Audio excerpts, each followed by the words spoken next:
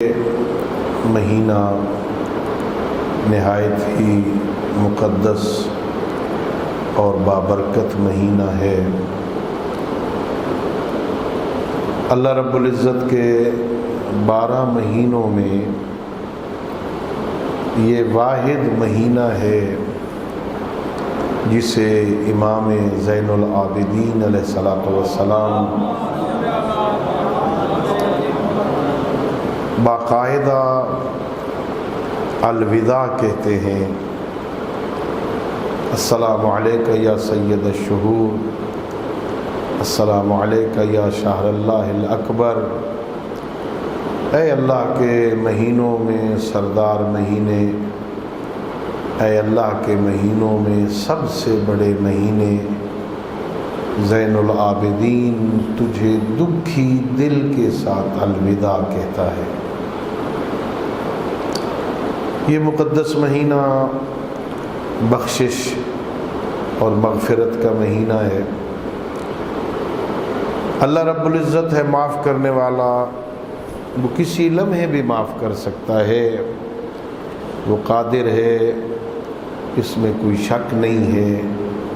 لیکن اس کریم اللہ نے جو ہر وقت معاف کر سکتا ہے، جب بھی بندہ توبہ کرے وہ اللہ توبہ قبول کرتا ہے، لیکن اللہ نے پھر اس کے ساتھ کہ ہر لمحے توبہ ہو سکتی ہے، کچھ مخصوص ایام بھی رکھے ہیں تاکہ بندے اللہ کی طرف رجوع کریں، ادھر پلٹے واپس آئیں، توبہ کریں، اللہ انہیں معاف کرتے۔ ان اوقات میں سے جو اللہ نے توبہ کے لیے بنائے، یہ مقدس مہینہ ماہ مبارک رمضان بھی شہر التوبہ ہے، یہ شہر المغفرت ہے، توبہ کا مہینہ ہے، مغفرت کا مہینہ ہے، بخشش کا مہینہ ہے۔ خوش نصیب ہیں وہ لوگ جو اس کی رحمت والے لمحات، مغفرت کے لمحات سے استفادہ کرتے ہیں، جن کی راتیں اس طرح نہیں بسر ہو رہی جیسے رمضان سے پہلے والی راتیں ہوتی تھیں، ان کے دن اس طرح بسر نہیں ہو رہے جس طرح رمضان سے پہلے شعبان میں، رجب میں دن گزرتا تھا، یہ بھی ویسے دن گزر رہا ہے نہیں۔ ان کے دنوں میں بھی فرق ہے، ان کی راتوں میں بھی فرق ہے۔ یہ دن میں روزہ رکھتے ہیں، رات کو قیام کرتے ہیں، مصلی پہ آتے ہیں، اپنے رب سے راز و نیاز کرتے ہیں، اپنے رب سے باتیں کرتے ہیں، اپنے رب سے معافی مانگتے ہیں۔ ایسے خوش نصیب لوگ جب مہینہ گزرتا ہے، ایسے ہی لوگوں کو اللہ پھر عید کا دن عطا فرماتا ہے۔ یہ عید ہر کسی کے لیے عید نہیں ہے، یہ اس بندے کے لیے عید ہوتی ہے جو ماہ مبارک رمضان میں اپنے رب کو راضی کرنے میں کامیاب ہوا، اپنے گناہوں کو معاف کروانے میں کامیاب ہوا، اپنے گناہ معاف کروائے، اپنی مغفرت حاصل کی، اب اسے حق حاصل ہے، وہ عید منائے، لوگ اسے مبارکباد دیں، مبارک ہو۔ کس بات کی مبارک؟ وہ پابندیاں ختم ہو گئیں، وہ دن کو کھانا منع تھا، وہ پابندی ختم ہو گئی ہے، وہ پینے کی پابندی تھی، وہ پابندی ختم ہو گئی ہے، مبارک ہو پابندیاں ختم ہو گئیں۔ نہیں، پابندیوں کے ختم ہونے کی مبارک نہیں، مبارک اس بات کی ہے کہ اللہ نے تیرے گناہ معاف کر دیے ہیں، اللہ رب العزت نے تیری توبہ کو قبول کر لیا ہے۔ ماہ رمضان کے بعد تو ایسا ہے جیسے ابھی تازہ دنیا میں آیا ہے، اس بات کی مبارک ہے۔ اور اگر کوئی بندہ یہ منزل حاصل کرنے میں کامیاب نہیں ہوا تو پھر اسے عید منانے کا کیا حق ہے؟ حضرت امام جعفر صادق علیہ الصلوۃ والسلام،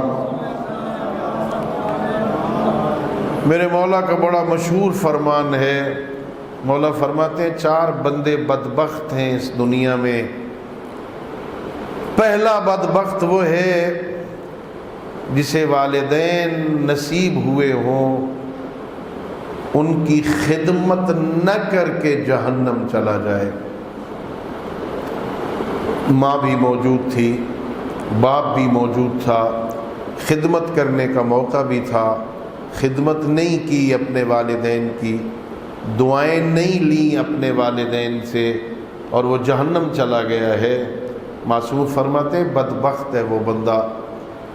دوسرا فرمایا بدبخت ہے وہ انسان جو نیکیاں خود کرتا ہے لیکن اس کا ثواب کسی اور کے نامہ اعمال میں لکھا جائے۔ فرمایا یہ وہ انسان ہے جو کسی مومن کی غیبت کرتا ہے، کسی مومن کا گلہ کرتا ہے، نیکیاں یہ کرتا ہے، ثواب اس کے نامہ اعمال میں درج ہوتا ہے کہ جو جس کی اس نے غیبت کی ہے۔ اور ایک فرمایا بدبخت ہے وہ بندہ جس نے زندگی میں ساری کتابیں پڑھی ہوں لیکن قرآن نہ پڑھ سکا ہو، قرآن پڑھنے کا موقع نہیں ملا، ساری زندگی دنیا کی ساری کتابیں پڑھ لی ہیں، ہر نیا ڈائجسٹ پڑھتا ہے، ہر نئے ناول کا مطالعہ کرتا ہے، لیکن زندگی میں نہیں پڑھ سکا تو قرآن پڑھنے کا موقع نہیں ملا، قرآن نہیں پڑھا زندگی میں۔ معصوم فرماتے ہیں بدبخت ہے یہ بندہ، یہ ایسی عظیم کتاب ہے جس کا صرف پڑھنا ثواب، جس کا صرف دیکھنا ثواب، جس میں تدبر کرنا تو اور زیادہ، جس پہ عمل کرنا تو اور زیادہ ثواب کا باعث ہے، جس کو صرف دیکھتے رہیں تو اللہ اپنی عبادت شمار کرتا ہے۔ اور اللہ نے دنیا میں ایسی بہت ساری چیزیں خلق کی ہیں جنہیں دیکھنے سے اللہ کی عبادت ہوتی ہے۔ قرآن کو دیکھیں اللہ کی عبادت، خانہ کعبہ کی دیواروں کو دیکھو اللہ کی عبادت، عالم کے چہرے کو دیکھو اللہ کی عبادت، والدین کے چہرے کو دیکھو اللہ کی عبادت ہوتی ہے۔ گھر میں بیٹھے اماں کو دیکھ رہے ہیں، خوش ہو کے بابا کے چہرے کو دیکھتے ہیں، خوش ہو کے، غصے میں نہیں، ناراض ہو کے نہیں، مسکرا کے دیکھتے ہیں باپ کے چہرے کو، اللہ اسے اپنی عبادت شمار کرتا ہے۔ بلکہ بڑی مشہور حدیث میں نے کئی مرتبہ یہاں مجالس میں عرض کی ہے کہ جو بچہ جو نوجوان خوش ہو کے باپ کے چہرے کو دیکھتا ہے، اللہ ایک حج مقبولہ کا ثواب عطا کرتا ہے۔ ایک حج کا ثواب ملتا ہے بندے کو، ایک دفعہ باپ کے چہرے کو دیکھے، دوبارہ دیکھے 2 حجوں کا ثواب، تیسری مرتبہ دیکھے 3 حجوں کا ثواب۔ صحابی نے 7 مرتبہ بات کو دہرایا، یا رسول اللہ بیٹا پھر دیکھتا ہے، فرمایا 4 حجوں کا، پھر دیکھا ہے 5 حجوں کا۔ 7ویں حج پہ جا کے صحابی خاموش ہو گیا۔ پیغمبر اکرم اسلام نے فرمایا تو 7ویں حج پہ چپ ہو گیا ہے، اگر تو اپنی زندگی کے آخری سانس تک ایک ایک نظر بڑھاتا جاتا، میں ہر نظر کے بدلے میں ایک حج کا ثواب بڑھاتا جاتا۔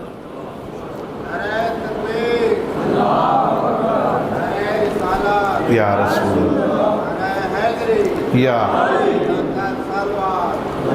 اللہم صلی علی محمد وآلہ۔ چوتھا انسان بدبخت وہ ہے، معصوم فرماتے ہیں، جسے زندگی میں ماہ مبارک رمضان نصیب ہوا ہو اور عید والے دن اس کے نامہ اعمال میں ایک گناہ بچ گیا، سارے گناہ معاف کروا لیے، ایک گناہ بچ گیا ہے، 99 معاف ہو گئے، ایک بچ گیا ہے۔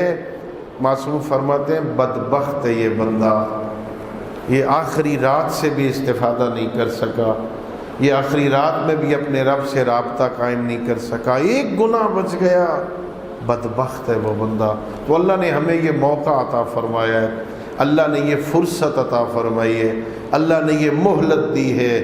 بہت دن گزر گئے، آدھے سے زیادہ مہینہ ہم گزار بیٹھے ہیں غفلت میں، جو راتیں رہ گئی ہیں، جو دن بچ گئے ہیں، اس سے استفادہ کریں، اپنے رب کے ساتھ بہتر رابطہ کریں، اور سب سے زیادہ اطمینان بندے کو اسی وقت ہوتا ہے جب وہ یاد الہی میں مصروف ہوتا ہے۔ دنیا کی کسی شے سے اطمینان نہیں ہوتا بندے کو۔ بعض لوگ سمجھتے ہیں مال دنیا زیادہ ہو تو بندے کو اطمینان ہو جاتا۔ کوٹھی یہاں بھی ہے، گلبرگ میں بھی ہے، بحریہ ٹاؤن میں بھی ہے، مری میں بھی بنگلہ ہے، اطمینان، بڑا سکون ہے، اطمینان نہیں ہوتا۔ یہ کوئی ایسی مصیبت ہے مال دنیا کی محبت، یہ کبھی ختم نہیں ہوتی ہے، یہ اور بڑھتی ہے۔ ایک ہے تو دو ہونے چاہیے، دو ہیں تو چار ہونے چاہیے، چار ہیں تو 10 ہونے چاہیے۔ اور آپ تو ماشاءاللہ اس اپنی آنکھوں سے دیکھ رہے ہیں، اپنے کانوں سے سن رہے ہیں، ہمارے ملک میں ایسے لوگ موجود ہیں جو کھرب پتی ہیں، شاید انہیں پتہ ہی نہ ہو کہ ہماری جائیداد کتنی ہے، پھر بھی کرپشن میں مبتلا ہیں۔ یہ جہنم بھرتا ہی نہیں ہے، اطمینان کیسے نصیب ہو؟ لہذا مال دنیا سے تو اطمینان نہیں ہوتا۔ بعض لوگوں کا خیال ہے شہرت سے بندہ مطمئن ہو جاتا ہے۔ دنیا میں کتنے لوگ ہیں جنہیں شہرت ملی لیکن اطمینان نہیں ملا۔ بعض سمجھتے ہیں حکومت اور اقتدار مل جائے بندہ مطمئن ہو جاتا ہے، لیکن لوگ اقتدار میں بھی مطمئن نہیں رہتے ہیں۔ سر پہ کئی قسم کی تلواریں لٹکتی رہتی ہیں، رات کو سوتے ہیں تو وزیر ہوتے ہیں، صبح اٹھتے ہیں تو کچھ بھی نہیں ہوتے ہیں۔ اطمینان نہیں ہے۔ کس چیز سے اطمینان ملتا ہے بندے کو؟ اللہ نے قرآن میں فرمایا الا بذکر اللہ تطمئن القلوب، بس یاد خدا سے بندے کو اطمینان ملتا ہے۔ حضرت سلیمان ابن داؤد علیہ السلام اللہ کے بہت بڑے نبی تھے۔ اللہ نے بہت بڑی حکومت عطا کی تھی حضرت سلیمان ابن داؤد کو۔ قرآن کہتا ہے اللہ کے نبی نے مانگ کے لی تھی حکومت۔ ایسی حکومت دے دے نہ مجھ سے پہلے کسی کو ملی ہو، نہ میرے بعد میں کسی کو ملے۔ ایسی حکومت، ہوا میں حکومت، پرندوں پہ حکومت، چرندوں پہ حکومت، جنوں پہ حکومت، انسانوں پہ حکومت۔ ہوا میں اڑا کرتے تھے، وہ قالین پہ بیٹھتے تھے، قالین ہوا میں پرواز کرتا تھا۔ یہ جہاز تو ابھی آئے ہیں نا، حضرت سلیمان اس زمانے میں ہوا میں پرواز کیا کرتے تھے۔ اطمینان کیا تھا؟ اقتدار کے باوجود ایک دفعہ جا رہے تھے ہوا میں پرواز کرتے ہوئے، ایک کسان کو دیکھا جو کھیتوں میں کام کر رہا تھا، وہیں پہ اترے، اپنے جہاز کو اتارا۔ اس کسان کے پاس آ کے کہتے ہیں میں اس لیے تیرے پاس آیا ہوں تاکہ تو مجھے دیکھ کے کہ یہ پرواز کر رہے، تیرے اندر کوئی حسرت پیدا نہ ہو جائے، او یہ ان کو یہ ملا ہے ہمیں کچھ نہیں ملا۔ حضرت نے فرمایا سن اے کشاورز، اے کسان، لَتَسْبِيحَةٌ وَاحِدَةٌ خَيْرٌ مِّمَّا أُوتِيَ آلُ داؤد۔ یہ آل داؤد کو، یہ داؤد نبی کی اولاد کو، مجھ سلیمان کو جو کچھ ملا ہے اس سب سے بہتر ایک مرتبہ اللہ کی تسبیح پڑھنا ہے، سبحان اللہ کہنا، یہ سب سے بہتر ہے جو کچھ ہمیں ملا ہے، تو پریشان نہ ہو۔ اور پھر علت بھی بیان فرمائی، کہا اس لیے کہ ان التسبیحۃ یبقی والملک لا یبقی، یہ جو ذکر ہے اللہ کا، یہ تسبیح ہے، یہ باقی رہنے والی ہے، یہ ختم ہونے والی نہیں ہے۔ حکومت تو فنا ہو جانے والی ہے، ختم ہونے والی ہے، آج ہے اور کل نہیں ہوگا۔ اطمینان بس یاد خدا میں ہوتا ہے۔ نبیوں کو اللہ نے بہترین نمونہ بنایا نا، حضرت ایوب، بڑا مشکل امتحان تھا حضرت ایوب کا نا، جب وہ بہت سارے جانوروں کے مالک تھے، بہت سارے باغات کے مالک تھے حضرت ایوب، اچانک امتحان کا سلسلہ ہوا، سارے باغات جل گئے، سارے جانور مر گئے، اچانک سب کچھ بندے کا ختم ہو جائے۔ حضرت ایوب کو جب پتہ چلا سارے جانور مر گئے، ہزاروں کی تعداد میں بکریاں مر گئی، باغات جل گئے، زبان سے صرف ایک جملہ نکلا، اللہ کا مال تھا اس نے لے لیا، کوئی فرق نہیں پڑتا۔ اطمینان، اللہ کا مال تھا اسی نے دیا تھا، اس نے لے لیا۔ کتنے 12 بیٹے، بعض روایتوں میں 12 بیٹے تھے حضرت ایوب کے، ایک ہی لمحے میں سارے مر گئے، 12 بیٹے مر گئے۔ اطمینان سے کہتے ہیں اللہ ارأفہم من آبائہم و امہاتہم، اللہ ان پر باپ اور ماں سے زیادہ مہربان ہے۔ اللہ کا مال تھا، اللہ نے لے لیا، اللہ بہتر ہے، اللہ زیادہ مہربان ہے ان پر۔ اطمینان ہے، اطمینان قلب یاد خدا سے ملتا ہے۔ بعض علماء علم اخلاق نے کوئی 9-10 چیزیں نقل کی ہیں، میں لکھ کے لایا کہ بندے کو سعادت، خوشبختی، کمال، اطمینان کیسے ملتا ہے۔ 9 چیزوں کو نقل کیا ہے انہوں نے۔ اطمینان چاہتے ہو دنیا کی زندگی میں، سکون چاہتے ہو، ایک کام کرو، کیا کہ قارن نفسک بمن ہم اقل منک، کہا جو تجھ سے نیچے ہیں نا دنیاوی اعتبار سے، ان کے ساتھ بیٹھا کر، ان کو دیکھ، معنوی طور پر انہیں دیکھ جو تجھ سے اوپر ہیں، مادی اعتبار سے انہیں دیکھ جو تجھ سے نیچے ہیں، اطمینان ہو جائے گا۔ میں 3 مرلے کے مکان میں تو بیٹھا ہوں نا، انہیں دیکھ جو فٹ پاتھ پہ سوتے ہیں، اطمینان ہو جائے گا۔ یہ بیچارے تو جھونپڑی میں سوتے ہیں، یہ تو بیچارے سڑکوں پہ سوتے ہیں، میرا کم از کم اپنا گھر تو ہے نا، اپنی چھت تو ہے نا۔ ہاں میں نے 2 کپڑے پہنے ہوئے، شلوار بھی پہنی ہوئی ہے، قمیض بھی پہنی ہوئی ہے، وہ بیچارے کو دیکھو صرف شلوار پہن کے پھرتا ہے، قمیض پہننے کے لیے نہیں ہے۔ اپنے سے نیچے والے کو دیکھو، اطمینان مل جائے گا، سکون۔ میں 2 ٹائم 3 ٹائم کھاتا ہوں، وہ بیچارہ 1 ٹائم کھاتا ہے۔ اللہ اکبر۔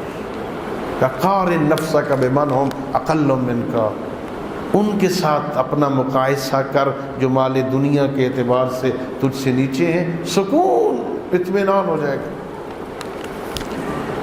کلا تشتغل بالماضی، کبھی بھی اپنے ماضی کو فراموش نہ کرو، ماضی سے اعراض نہ کرو۔ کل میں کیا تھا، آج اللہ نے مجھے کیا بنا دیا ہے، سکون مل جائے گا۔ کل تو کچھ بھی نہیں تھا، آج یہ تو ہے۔ ہاں اشتغال عن الماضی نہ کرو، ہاں یاد رکھو اپنے ماضی کو، سکون رہے گا، اطمینان رہے گا۔ فرمایا تفاعل مع یومک یوما بیوم، فرمایا ہر روز اپنا محاسبہ کیا کر، ہر روز ایک دن کا دوسرے دن کے ساتھ تقابل کیا کر، سکون ہو جائے گا، اطمینان۔ کل سے آج بہتر، الحمدللہ، سکون ہے، اطمینان رہے گا بندے بھول جاتے ہیں۔ البتہ فرمایا اترک المستقبل حتی یاتی، او 10 سال بعد کیا ہوگا، یہ 20 سال بعد میرے بچے کیا کریں گے، فرمایا نا اترک المستقبل حتی یاتی، مستقبل جتنے تک آ نہیں جاتا چھوڑ دے اس کو، جب آئے گا تو دیکھا جائے گا۔ آج کی بات کر تو، آج کا دن گزرے گا، کل دیکھیں گے کیا ہوگا، کوئی مسئلہ نہیں۔ کیا خوبصورت، میں نے ایک مرتبہ کسی اخلاق کی کتاب میں پڑھا تھا کہ دیکھو بھائی، اگر توکل سیکھنا چاہتے ہو نا، توکل کا سبق لینا چاہتے ہو نا، تو اپنے گھروں میں موجود درختوں کے اوپر پرندوں کے گھونسلوں سے حاصل کرو۔ آپ کے گھر میں چڑیا کا گھونسلہ ہوگا، آپ کے گھر میں یہ کبوتروں نے گھونسلہ بنایا ہوگا، یہ جنگلی کبوتر گھروں میں گھونسلہ بنا لیتے ہیں، چڑیا نے بنایا ہوگا، کسی اور پرندے نے۔ کبھی ان کے گھونسلے میں جا کے غور سے دیکھو، آنے والے کل کے لیے انہوں نے کتنا ذخیرہ کیا ہوا ہے، کتنے دانے اکٹھے کر کے انہوں نے اپنے گھونسلے میں رکھے ہوئے ہیں کہ کل کا کہاں سے گزر ہوگا، کل کہاں پر گزارا ہوگا، کیا کریں گے؟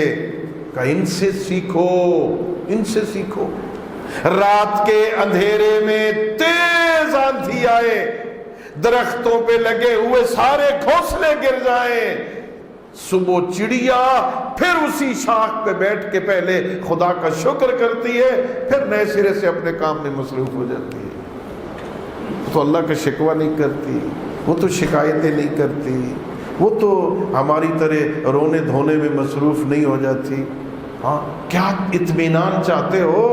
اترک المستقبل حتی یاتی، جتنے تک مستقبل آ نہیں جاتا وہ اس میں اپنے آپ کو دکھ میں، پریشانیوں میں شریک نہ کرو۔ یہ نہج البلاغہ حضرت امیر المومنین علی ابن ابی طالب علیہ الصلوۃ والسلام، مل کے صلوات پڑھ لو ایک مرتبہ۔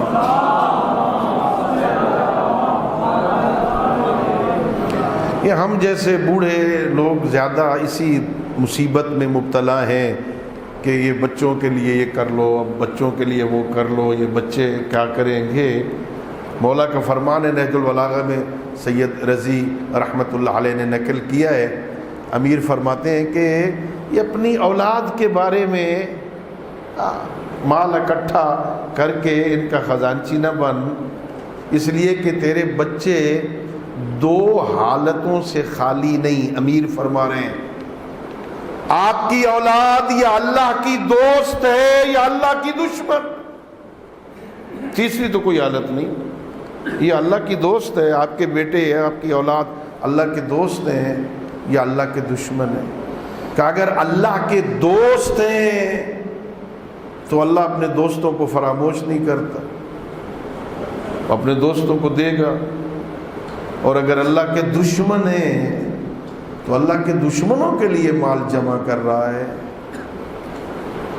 اترک المستقبل حتی یاتی، سکون رہے گا، اطمینان آنے دے، مستقبل آئے گا دیکھا، کل آئے گا دیکھا جائے گا، اگلا سال آئے گا دیکھا جائے گا، اس سے اگلا سال آئے گا دیکھا جائے گا۔ ہم آج سے 25 سال بعد کے لیے، 50 سال بعد کے لیے، اگلی نسل کے لیے، پوتے ہو گئے ہیں، ذرا ان کے لیے گھر بن جائے، ان کے لیے کوٹھیاں، تو دکھ ہی ہوگا نا، پریشانیوں میں اپنے آپ کو مصیبتوں میں مبتلا رکھو گے نا۔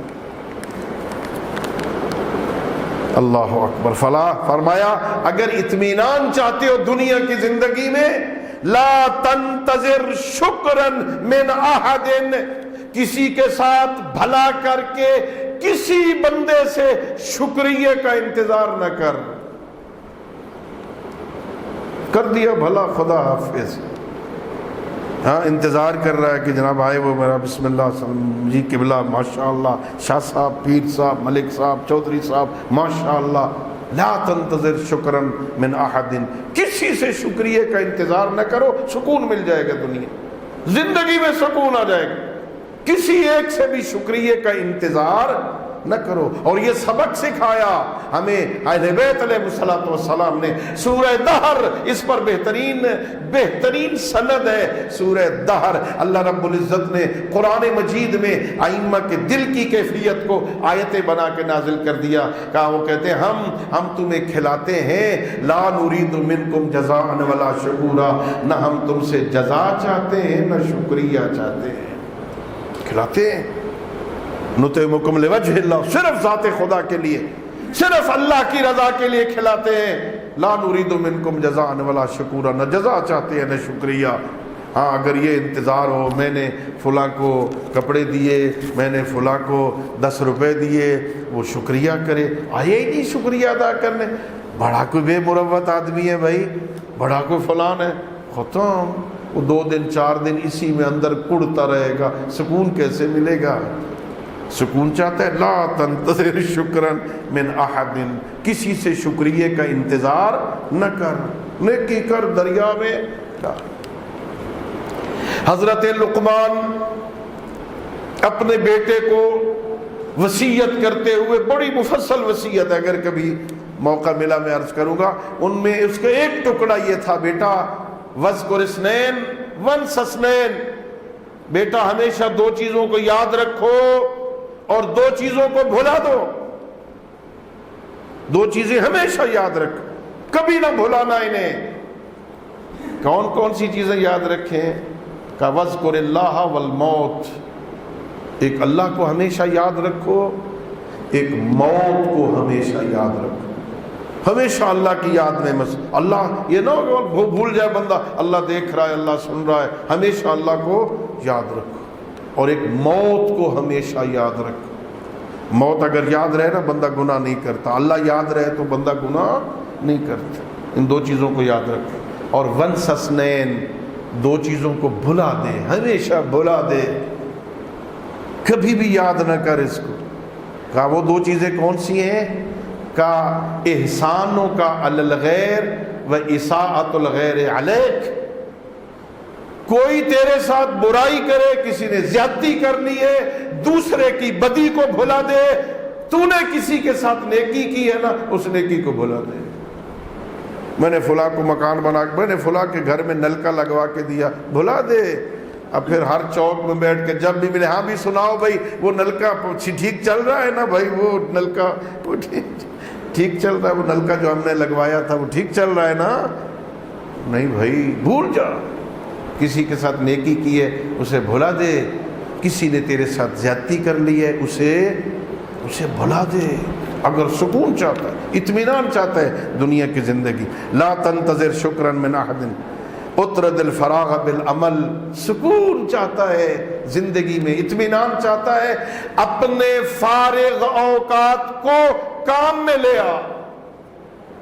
فارغ بیٹھا ہے نا، فارغ بیٹھے گا تو ہزار سوچیں تیرے دماغ میں گھومیں گی۔ اطمینان چاہتا ہے کام میں مصروف ہو جائے، اپنے کام میں لگ جائے، اپنے فارغ اوقات کو مصروف کر لے کام میں، سکون ہو جائے گا، بھولے گا بھی نہیں۔ خوب، ایک بات، دو باتیں اور وقت تمام ہو گیا۔ ایک بات کا اگر سکون چاہتے ہو دنیا کی زندگی میں، اقبل الحیات کما ہے، جیسی زندگی ہے اسی کو قبول کر لے، جیسی ہے اسی کو قبول کر لے۔ ٹھیک ہے، الحمدللہ، شکر للہ۔ مجھے یاد ہے ہمارے ایک بزرگ عالم دین ہمارے گاؤں میں آئے، ہم اس وقت بہت چھوٹے تھے، ابھی جامعہ میں داخل بھی نہیں ہوئے تھے ہم۔ ہمارے امام جماعت سے اس زمانے میں قبلہ نے پوچھا، ہاں مولانا صاحب بتائیے کتنی تنخواہ دیتے ہیں آپ کو یہ انجمن والے؟ مجھے یاد ہے اس وقت ان کی تنخواہ 50 روپیہ تھی، 50 روپیہ تنخواہ۔ تو ہمارے مولانا صاحب جو پیش نماز تھے، انہوں نے، میں وہاں موجود تھا، میرے سامنے کہا، جی قبلہ الحمدللہ روٹی پوری ہو جاتی ہے، الحمدللہ، سکون، اطمینان، جو موجودہ زندگی ہے اسی کو قبول کر لے۔ ٹھیک ہے الحمدللہ، جو ہے الحمدللہ ٹھیک ہے، قبول کر لے۔ اور کہا پھر کہا ارض بما قسم اللہ لک، اللہ رب العزت کی تقسیم پہ راضی ہو جا، سکون مل جائے گا تجھ کو۔ اور اگر اس پہ راضی نہیں ہوگا تو پھر سکون نہیں ملے گا، اطمینان نہیں ملے گا، پریشان رہے گا۔ سکون اللہ کی تقسیم پہ راضی ہو جا۔ میرے دوستو، میرے عزیزو، اطمینان چاہتے ہو نا، اگر اطمینان دیکھنا ہو نا کسی نے، ایک جملہ صرف عبادت مکمل ہو جائے، اللہ مرحومین کی مغفرت فرمائے جن کے اصالہ ثواب کے لیے اس مجلس کا انعقاد ہوا، صرف ایک جملہ مصائب کا، اطمینان دیکھنا ہونا، اطمینان تو آؤ کربلا میں نفس مطمئنہ حسین ابن علی کو دیکھو، کیا کمال اطمینان ہے۔ پورے واقعہ کربلا میں صبح کی نماز کے بعد سے لے کر عصر عاشور تک جتنی قربانیاں دی زہرا کے لال نے، بڑے اطمینان کے ساتھ لاشیں اٹھائے، کہیں حسین ابن علی کے قدم ڈگبگائے نہیں ہیں۔ ہاں، آواز انہی کو آئی تھی، یا ایتھا النفس المطمئنہ ارجعی الی ربک راضیۃ مرضیہ۔ بہترین مصداق نفس مطمئنہ کا حسین ابن علی ہے، لیکن روایتوں میں ہے صرف 2 مقامات پر حسین ابن علی کی رونے کی آوازیں بلند ہوئی ہیں۔ پورے دن میں حسین ابن علی دو لاشوں پہ جا کے رویا ہے۔ ایک جب علی اکبر کی لاش پہ آیا، جوان بیٹے کی لاش پہ آیا نا، تو حسین ابن علی کی چیخیں بلند ہو گئیں، رونے کی صدائیں بلند ہوئیں، اور ابقا یا بنیا علی الدنیا بعدک الافا، اے اکبر بیٹے اب تیرے بعد حسین کو کچھ نظر نہیں آتا۔ یہ مشکل منزل تھی نا، جوان بیٹے کے لاشے پہ، یہاں حسین روئے ہیں، اور دوسرے جب اپنے بھائی عباس کے لاشے پہ آئے ہیں نا، یہاں حسین کے رونے کی آوازیں بلند ہوئیں، اور یہ جملہ کہا میرے امام نے، کہا اے میرے بھائی، وہ آنکھیں جو تیرے ڈر کی وجہ سے نہیں سوتی تھیں آج سے وہ آرام سے سوئیں گی، اور وہ آنکھیں جو تیرے پہرے میں سونے کی عادی تھیں آج کے بعد وہ کہاں سوئیں گی۔ الا لعنت اللہ علی القوم الظالمین وسیعلم الذین ظلموا ای منقلب ینقلبون۔